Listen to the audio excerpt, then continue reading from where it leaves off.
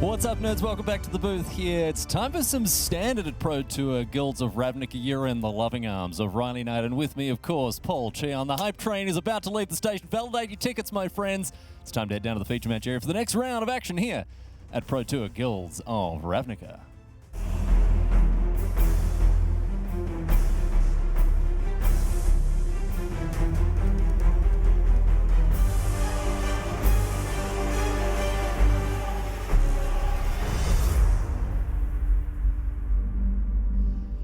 Welcome to continued coverage of Pro Tour Guilds of Ravnica, ladies and gentlemen. My name's Riley Knight. It's my warm welcome extended to you to the feature match area. Alongside me from Wizards R&D, Paul Cheon. Good afternoon, Paul. Great to have you along. It's good to be here. We have a galaxy of all-stars assembled for you here in the feature match area. Two hard-hitting heavyweights that we're going to check in with. First, Luis Scott-Vargas. Maybe having a bit of a post-lunch yawn there, Paul. I'm not exactly sure what he's got into his gob, but I tell you what he's going to do right now is trying to crush his foes with a pretty aggressive Boros deck. But who's he up against? He's up against Yuuya Watanabe on Blue-Red Drakes. Is it Drakes? Actually, after Luis Salvato won the Player of the Year a few days ago, I messaged Luis and I was like, hey, you might need to step up your game this weekend because the other LSV is catching up. Oh yeah. We're now, you know, there's the Cheon rankings. Right. There's going to very shortly be the official Luis rankings. The head-to-head Luis rankings. Yeah, the Luis power level rankings. I'm sure they'll be revisited after the result of the Player of the Year race this weekend. But right now, LSV number one is getting underway with an Adanto Vanguard here. Nice aggressive start from him, but Watanabe's got a couple of tricks up his sleeve. Talk to us about Arclight Phoenix. This deck is crazy. Yeah, so Yuuya has a slightly different take than we've seen in the past, but it's the same thing. It is a blue-red spells deck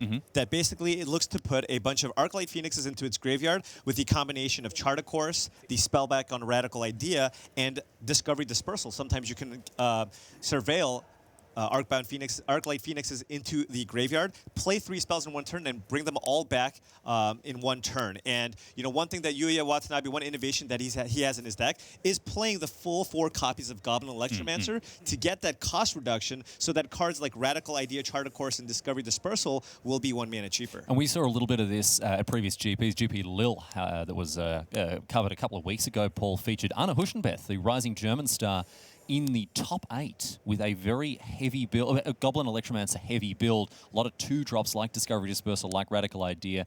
And here is that interaction we're talking about. Arclight Phoenix hitting the bin just where you want it. Right. So now he's played the Radical Idea.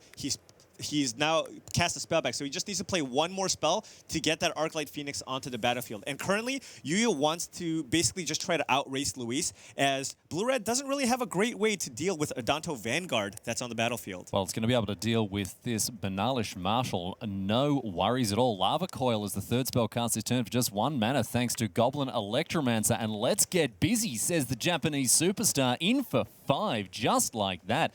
Luis Scott-Vargas was off to a flyer with a nice 2-3 punch here. So let's see what the Hall of Famer on the left-hand side of the screen can rally with. Wow, this one is a new one to standard. Yeah, Ajani's Pridemate is the piece of technology that Team ChannelFireball is bringing. They are playing basically a white weenie deck, splashing red, and almost all of their 1-drops can gain them life. You have Healer's Hawk, you have Legion's Landing, and you have also the Leonin Vanguard that gives you the ability to gain life. So there are many opportunities for you to just get Ajani's Pridemate. It can get out of hand really quickly. Oh, yeah. Turn 1 Healer's Hawk, turn 2 Ajani's Pridemate, boom, you have a 3-3 on the battlefield. Just like that. And there aren't a lot of decks that can come back from that sort of 1-2 punch, but at the moment, Watanabe does have the reins firmly in his grip here.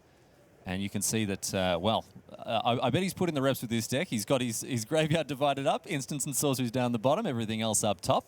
Because, of course, the other important wrinkle that we have to get across with this blue-red spells deck, it's not just the Phoenixes that are taken to the skies. Right.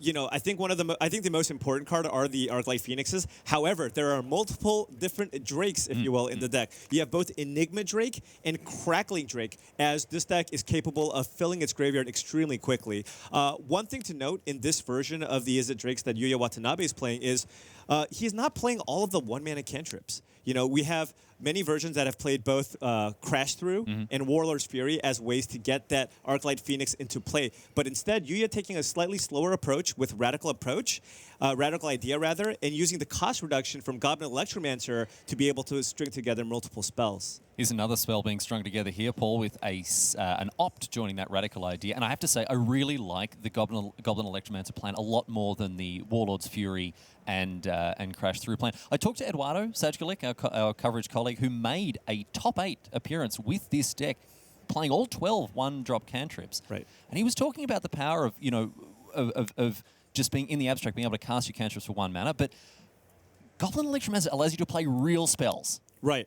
And one issue with this deck is it also tends to flood out a bit. You're cantripping a bunch, and despite having kind of a lower land count, you can't do too much with those extra lands that you draw because you don't have a lot of sinks. But if you play a card like Radical Idea, you're allowed to now trade in your excess lands in for additional cards. On top of that, Discovery Dispersal lets you dig a little bit deeper than some of the other 1-mana cantrip effects that you have. And even stuff like Charter Course, Tormenting Voice, and even Lava Coil, you're so heavily rewarded for playing 2-drops within a Goblin Electromancer. Eduardo's counterpoint that the deck is an absolute toilet when you don't have the Goblin Electromancer out, and that's why we see the card heavily emphasized in terms of importance, prioritized in these lists. Yeah, Yuuya is maximizing the potential of Goblin Electromancer. It doesn't make sense to play 4 copies of Goblin Electromancer and a bunch of 1-mana cantrips because you are not getting that discounted rate on your spells. So now we see Watanabe here with an Arclight Phoenix in the bin. 3 spells already with that Discovery having been cast. Bit of piano on the table there from Watanabe as he taps out a bit of Beethoven for us all to enjoy. But he'll be getting busy again. I imagine he's counting up what this race is going to look like. Of course, he has the aerial superiority, Paul. Yeah. One of the important things, if you look at a card like Electromancer, where it really shines is against, of course, matchups with not a lot of removal. Against these aggressive decks, I think the Drake decks previously kind of struggled because it was hard to keep up with the pressure that the white decks can apply. But with Electromancer, you have all these explosive turns where this Electromancer is netting you 6 or 7 or 8 mana over the course of a game. Yeah, and it only gets better post-board when you can bring in interaction and other ways to, when you're casting Negate or Disdainful Stroke for 1 mana, oh my goodness me, it's so disgusting. It's so disgusting. Speaking of disgusting, double Arclight Phoenix getting busy this turn, knocking Scott-Vargas down to 9. He has to do something special, Paul, but with 3 cards in hand, it's not looking good. Yeah, and taking a look at Luis's hand. Oh my goodness me. Swing and a miss. So the garbage man cometh. And he's going to take Luis Scott-Vargas' hand right to landfill because look at that, 3 lands. He's got 2 creatures in play, and he's going to pack him up. Paul, I have to say, I commend him for that decision. A very realistic assessment of the situation that he was in. Yeah, I mean, this is the ideal start that you have when you play that Izzet deck, right? You have access to the Goblin Electromancer on turn 2, especially against a White Weenie deck that has very little removal. Your win rate completely changes when you could fill up your graveyard with Arclight Phoenixes. I've played this deck, just even in testing, on the play design team, and the games where you draw Arclight Phoenix and the games you don't, just the win percentage is wildly different. Night and day. That's right. Well, my friends, listen to me. We've got to take a quick break. On the other side of it, of course, more standard action coming your way from Atlanta. So stick with us. We'll be back live from Pro Tour Guilds of Ravnica after this. Looking for a challenge? Magic Online offers monthly limited and constructed events, which lead to the yearly Magic Online Championship. Download Magic Online at mtgo.com and start earning the points you need to enter.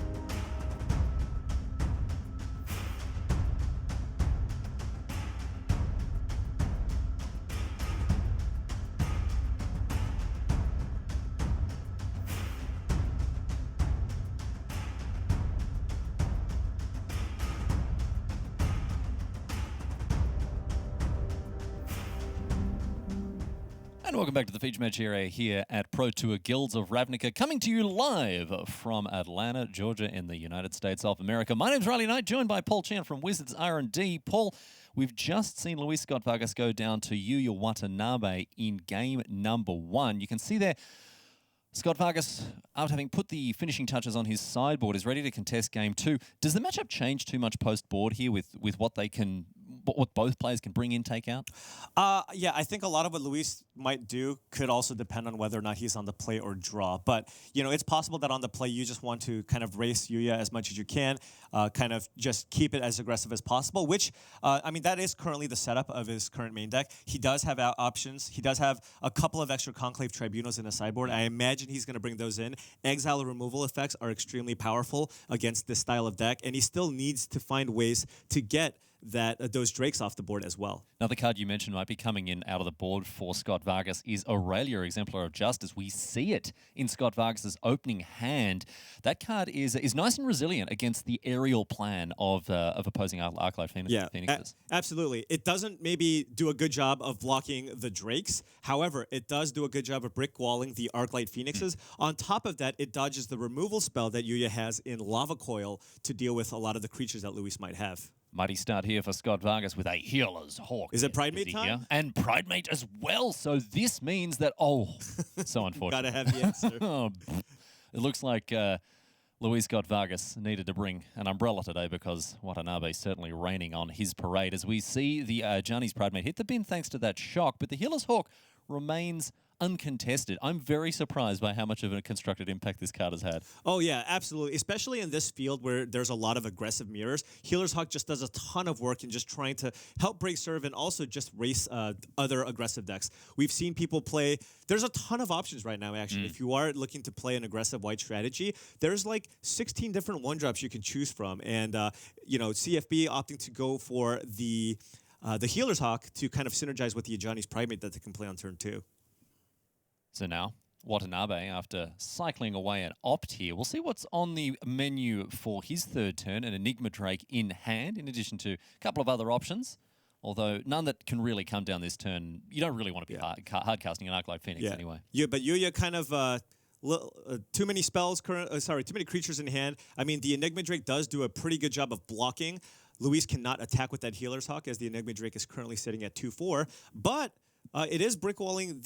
It can actually do a good job of blocking both creatures. So Luis actually wants a way to either exile the Enigma Drake or slam that Aurelia. Push through some extra damage here. We're going to see the Aurelia trigger mean that the Banalish Marshal can get busy here, gaining vigilance as well as +2/+0 thanks to the Exemplar of Justice. Look at her go there, double swords. Do you think Luis knows that Aurelia has Mentor?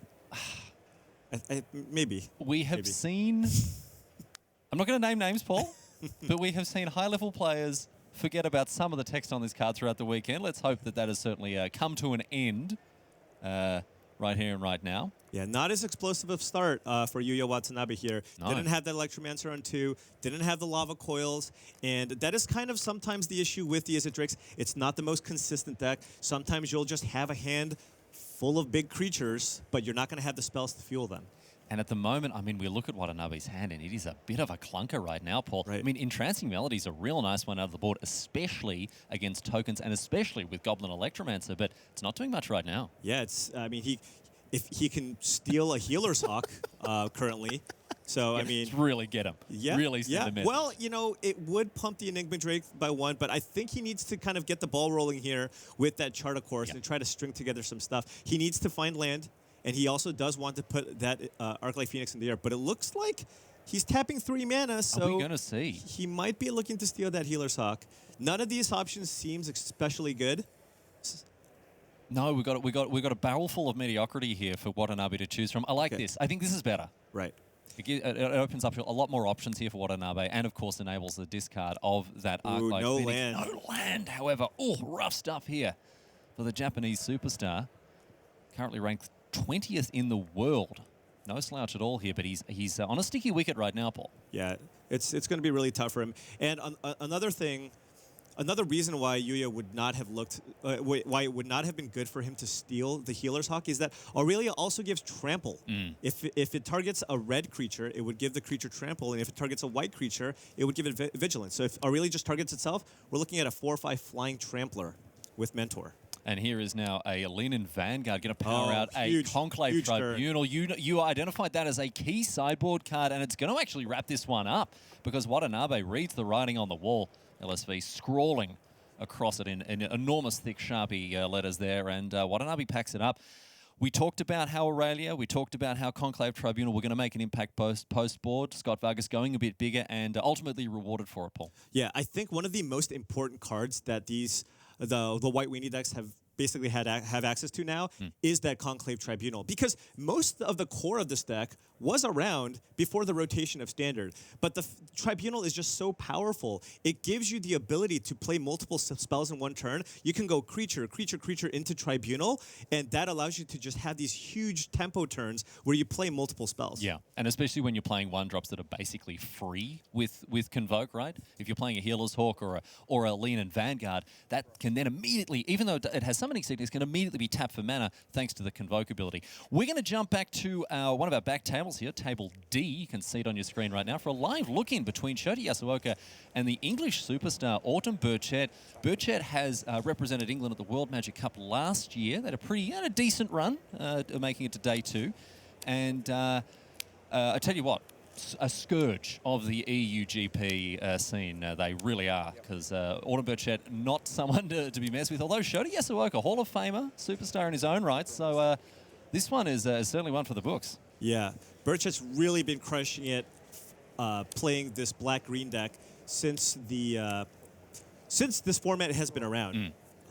They've really just been putting up really, really good results at the Magic Online level. You know, doing well on the PTQs and all the high-level events on there as well. So very, very comfortable with this style of deck. Slightly disappointed to see a lack of Knight of Autumn in the list. I really feel like that's a very on-theme appropriate card for them to be playing. But hey, look, I'm not going to question the deck building. Oh, look at this! But look at this. We don't see this too often, ladies and gentlemen. Shota Yasuoka flipping the script on this Nicol Bolas the Ravager. He is arisen here. We don't see this too often, Paul. You don't, and now that it's flipped, Autumn really needed to have a Vraska's Contempt, and now once you get to untap with the Bolas, drawing 2 cards a turn, this is just going to run away with the game here. Yeah, absolutely. This card is so dominant, so effortlessly powerful here, in Yasuoka in a position to harness the power of this Elder Dragon.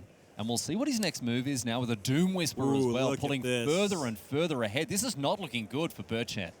Grixis Sweet cards. That's what Shota's rocking here. Oh, yeah.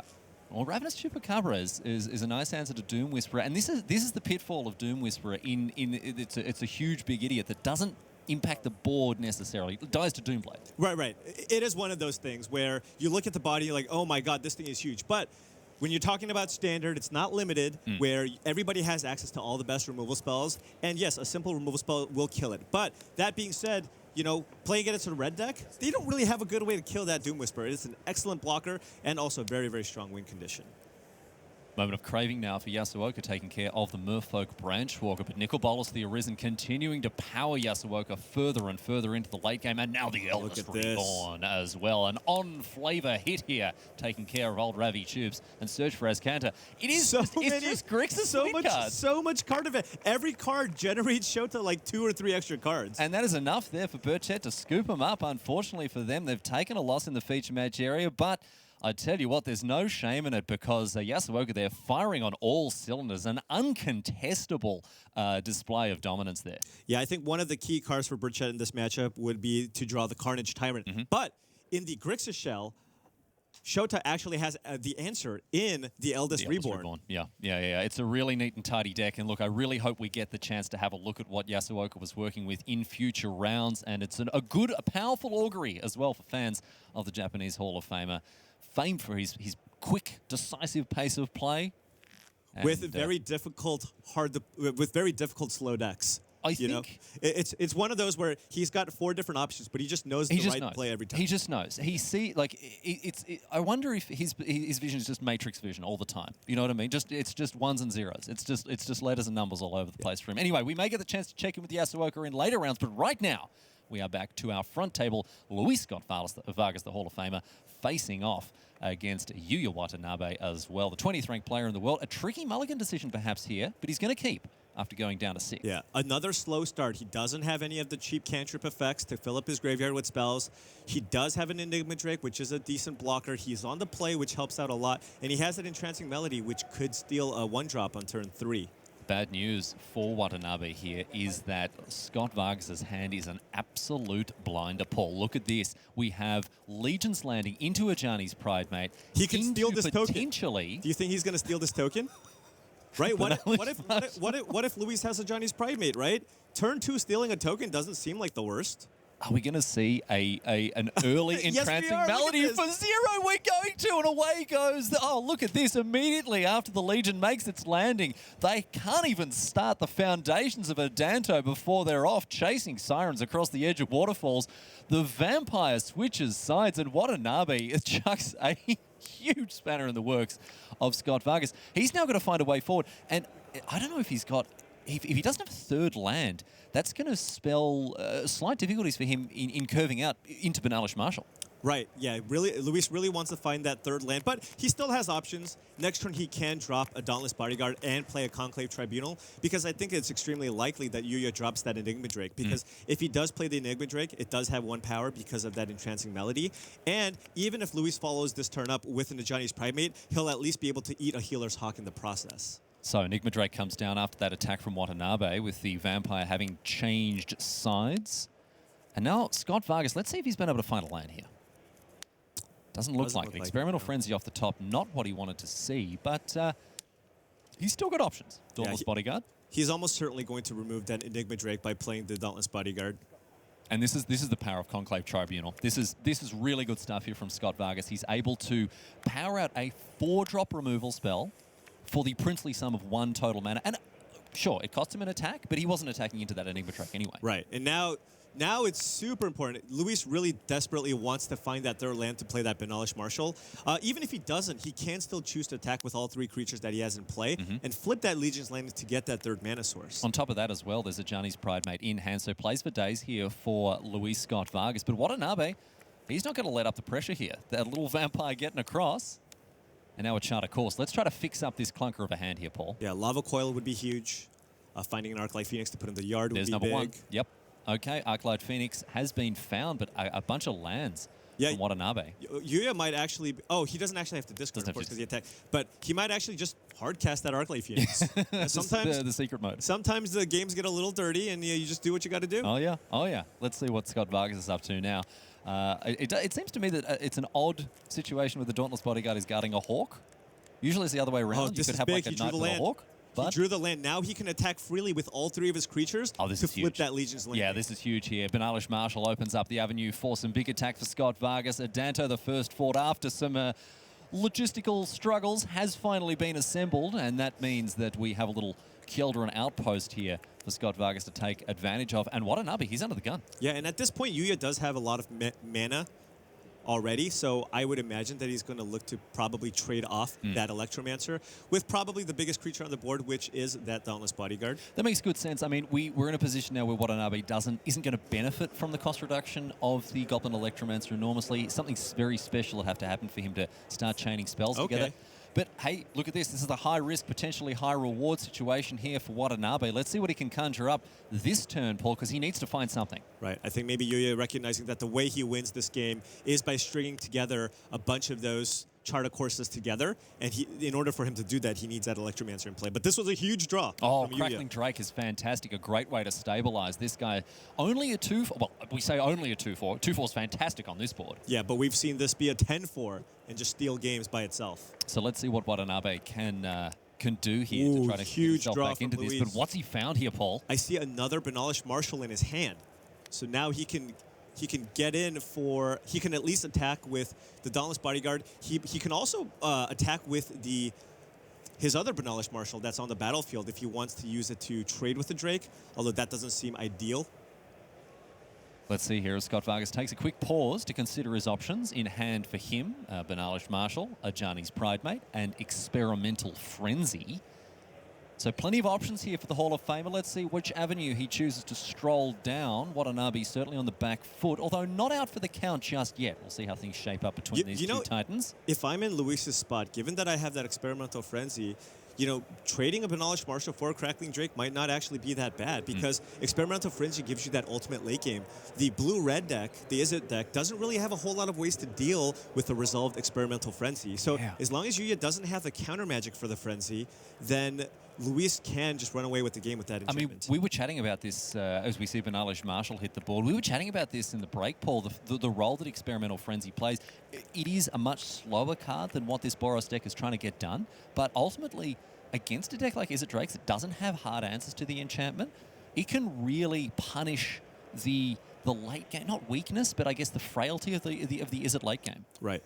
Yeah, this is kind of their trump card against all the various blue control decks. Big attacks now for Scott-Vargas. Let's see what Watanabe wants to do when he's lining up his blocks. All creatures, of course, getting all Benalich Marshall creatures, non-Benalich Marshall creatures getting +2/+2 thanks to the walking, talking crusade effects of these two creatures.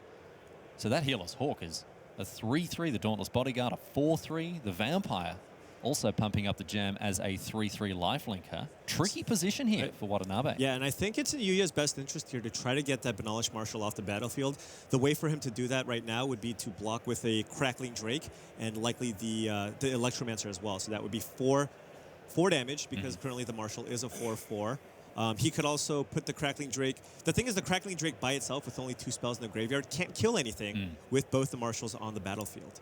So we need to line up some double blocks here if Watanabe is wanting to make a little bit of a profit off of this this situation. And it looks like we're going to see exactly that as Watanabe goes through the motions. What card is he wanting to see on the top of his library next turn?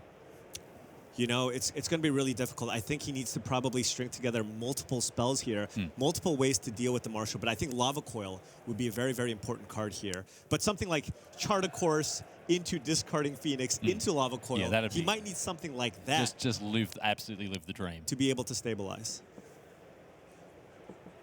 Maybe something like, what about like an Entrancing Melody? Yeah, Entrancing Melody would also be, of course, very, very strong. Being able to steal that untapped Benalich Marshall would be huge. Yeah, of course. Help to bolster what's remaining of the team after this block has been lined up. Glacial pace of play here from Watanabe, but he eventually locks it in. And we're going to see, wow, that Benalich Marshall gets across uncontested. Looks like just that Vampire token is going to bite the dust. Scott-Vargas buffers his life total even further, and I'd say that he's probably pretty happy with that exchange. Yeah, so Yuuya all the way down to 5 life here, looking at lethal damage. All right, off the top, what can he find? Big rips. That wasn't a big rip. That was not a big rip. That was a decidedly small rip. He caught his jeans on the top of the fence, and a very small rip down the side of the leg there. That is not what he wanted. And as we see now, Arclight Phoenix. Oh, that's a sad Arclight Phoenix on defense, Paul. That's a sad 3/2 hasty boy. Let's see what Luis can muster up here. He's got that Ajani's Primate that he can play with that Healer's Hawk on the battlefield, meaning that he can get that counter placed on the Primate. He could also look to play it slower and just make a 3/3 lifelink token. Just a 3/3 token. Yeah. They've really been working on sort of employee advancement program at the first fort, and they're really churning out some big boys. But right now, it is Experimental Frenzy, and I like this from Scott-Vargas. He puts the last card in his hand. And he's like, I don't want this. I'm not interested in this. Can't touch it. Don't want it. I love it. Big attacks now as well from the Hall of Fame. Let's see what he can pull together. Yuuya Watanabe on 5. Is there anything he can do to get himself back into this game? So yeah, the Arclight Phoenix can trade with one of the 1 toughness creatures that Luis is attacking with. So he can put the Arclight Phoenix on either the Dauntless Bodyguard or the Healer's Hawk. It looks like he's looking to put the Crackling Drake in front of the Healer's Hawk because it would survive that exchange. They just bounce off each other. Right, and then he can put the Electromancer in front of one of the Marshals and go to 1. All right, takes 4, goes to 1. Luis Scott-Vargas pushing himself further and further towards a win in round number 12 at 9-2. He might be sniffing at another PT top 8 here. But Yuuya Watanabe is standing his way, but it is LSV. Oi! He is dynamite, and he has taken this one absolutely in very, very convincing circumstances. Game number 1, not such a great start for LSV there, but I tell you what, he really brought it home. Yeah, well, that's the one thing when you play this as a Drake stick. There is a bit of variance in how your draws flesh out. You have a good amount of creatures in your deck. Like the ideal draw is to have almost all spells and only like a couple of the creatures. But the way, I mean, Yuuya Watanabe had to mulligan in that last game, and he had an okay start with the Melody into the Drake, but he really needed to find more of the spells to kind of get those Drakes to a more threatening form. Well, the party don't stop, ladies and gentlemen, as we head back to one of our other tables with Seth Manfield against Mark Jacobson, the freshly minted American Hall of Famer here, facing off against a member of the Mastrop squad here. I've been really impressed with Jacobson. I've stood behind him in the feature match area a fair bit throughout the weekend, and this guy, if you're not aware of this guy, I mean, you certainly should be. He's really got the chops to run with the big boys. Oh, yeah. He's, at this point, a veteran of the tour.